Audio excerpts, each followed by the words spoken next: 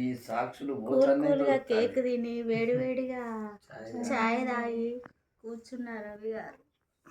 ధవళ వర్ణుడు రత్నవర్ణుండు నా ప్రియుడు అవని 10,000 అతి శ్రేష్ఠుడా తండు ఎవరు ఆయన కిలలో సమరూప పురుషుండు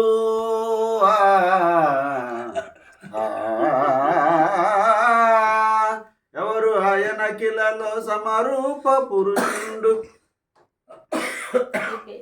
బలవంతుడగువాడు బహుప్రియుడాతండు ఎంతో ఆయనంతో సుందరుడమ్మ తాను నేనెంతో మురిసిపోయాను ఎంతో సుందరుడమ్మ తాను పాలత కడిగిన గలవాడు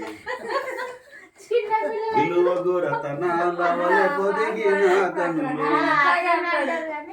తను పాడేది పాల తన నిద్రపోయేవాడు కూడా తెలియదు ఎవడో పోయింది.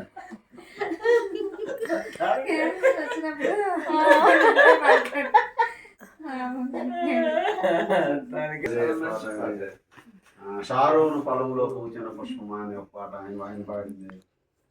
బాపట్ల ప్రతి మీటింగ్కి బాపట్ల వచ్చేవాడు దియ్య గారు. మా ఇంట్లో 2 సార్లు ఉండటం. దియా ప్రసాద్